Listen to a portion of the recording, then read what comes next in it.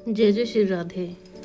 कर्म बड़ा या भाग्य, यह प्रश्न प्राचीन काल से ही एक उलझन बना हुआ है। संसार में कर्म को मानने वाले व्यक्ति कहते हैं कि भाग्य कुछ भी नहीं होता, तो कुछ भाग्यवादी व्यक्ति कहते हैं कि भाग्य में जो कुछ भी लिखा है वह निश्चित है।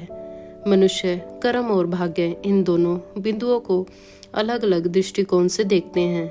जो कर्म और भाग्य के इस प्रतिबंध का सत्य व सटीक उत्तर श्रीमद् भागवत गीता में स्पष्ट किया गया है, जिससे आज हम आपको परिचित कराएंगे।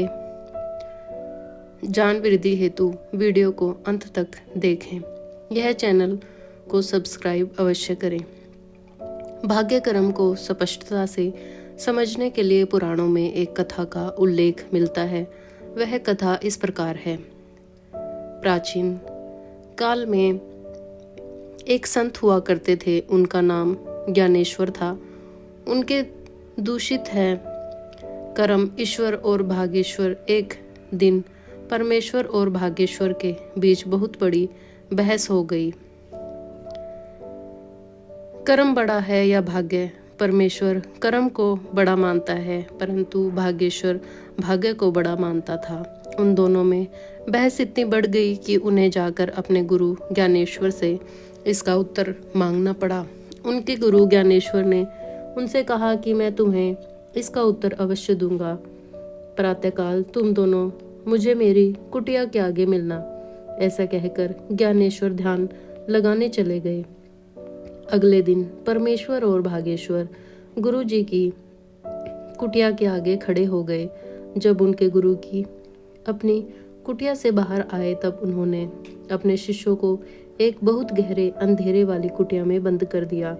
उस कुटिया में रोशनी की एक भी किरण नहीं थी। कुछ समय बीतने के पश्चात परमेश्वर और भाग्येश्वर को भूख प्यास लगने लगी। धागे ईश्वर ने सोचा, मेरे प्रारंभ का यानी जो मेरे भाग्य में लिखा है वह निश्चित है, उसमें मैं परिवर्तन नहीं कर सकता। इससे अच्छा मैं राम नाम ही जपता हूँ। ऐसा सोचकर भाग्येश्वर ने राम नाम लेना आरंभ कर दिया, किंतु यह कदापि स्वीकार नहीं था। उसने सोचा, मुझे कर्म करना पड़ेगा। यज्ञ था, मैं भूखा था, मर जाऊंगा। तो वह खड़े होकर उस अंधेरी कुटिया में खाने पीने की वस्तु खोजने लगा। कभी उसका सिर किसी वस्तु से टकरा जाता, कभी उसके पैर में चोट लग जाती, किंतु वह न तो थका और न ही उसे हार मानी। बहुत प्रयत्न करने के पश्चात उसे एक मटका मिला। जब उसने मटके के अंदर हाथ डाला तो मटके में उसे चने मिले। परमेश्वर चने को पाकर इतना प्रसन्न हुआ कि उसकी प्रसन्नता का कोई ठिकाना नहीं था। वह बैठकर उन चीजों को खाने लगा। चने खाते खाते कभी उसके मुंह में कुछ कंकड़ आ जाते।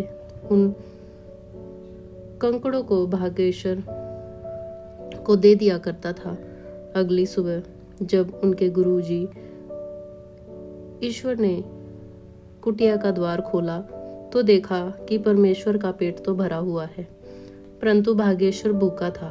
कुटिया का द्वार खुलने के कारण जब कुटिया में रोशनी हुई, तब परमेश्वर आश्चर्यचकित रह गया। परमेश्वर भाग्येश्वर को जो कंकड़ समझ कर दे रहा था वह कंकड़ नहीं, किंतु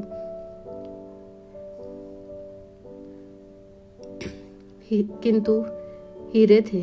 कि इस कथा का अर्थ व निष्कर्ष हर व्यक्ति के लिए अलग अलग हो सकता है। अब हम आपको बताएंगे कि कर्म बड़ा या भाग्य। वास्तव में सत्य तो यह है कि दोनों एक दूसरे से संबंधित, दोनों में से कोई भी छोटा या न ही बड़ा। अगर आप अच्छे कर्म करेंगे नहीं करेंगे तो परिणाम स्वरूप का भाग्य भी आपका साथ नहीं दे सकता। अगर आप भाग्य नहीं होगा तो आप घर में ही बैठ ठीक से नहीं रह पाएंगे। श्रीमद् भागवत गीता के 3 अध्याय में श्लोक में भगवान श्री कृष्ण अर्जुन से कहते हैं, कुरु कर्म त्वम कर्म जयायो। शरीर यात्रा पर चलते न प्रसिद्ध कर्मण है। मैं अपना नित्य कर्म करूं, क्योंकि कर्म न करने की अपेक्षा कर्म करना श्रेष्ठ है। कर्म के बिना तो शरीर का निर्माण भी नहीं हो सकता। इस संपूर्ण कथा के अनुसार परमेश्वर हो या भाग्येश्वर, दोनों को ही कर्म करना पड़ा। एक ने खाने की खोज की तो दूसरे ने राम नाम की साधना। कर्म करने से कोई मुंह नहीं मोड़ सकता। अगर आपने कर्म किया है तो उसका फल आपको अवश्य मिलेगा। अब बहुत से व्यक्ति यह भी कहेंगे कि भाग्येश्वर को इतना बड़ा फल क्यों मिला। किससे संबंधित भगवान ने कहा है कि संपूर्ण कर्तव्य कर्मों के आश्रय को छोड़कर तू केवल मेरी शरण में आ जा, मैं तुम्हें सभी पापों से मुक्त कर दूंगा, चिंता मत कर। अब हम इस प्रस्तुति के मूल को जानते हैं। यह कर्म या भाग्य में से कोई भी छोटा या बड़ा नहीं होता। भाग्य लोहे के समान है, जहाँ कर्म रूपी चुंबक होती है, वही भाग्य की जाता है कि वास्तव में भाग्य हमारे कर्मों का ही परिणाम है। अनुकूल कर्म किए जाएं तो भाग्य को अपनी ओर मोड़ा जा सकता है, परंतु भाग्य के सहारे बैठकर कर्मों से दूरी बना लेना ही दुख और परेशानियों का कारण बनता है। आज के लिए केवल इतना ही। आशा है हमारी प्रस्तुतियाँ आपको पसंद आई होंगी।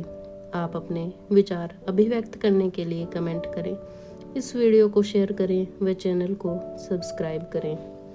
जय जय श्री राधे।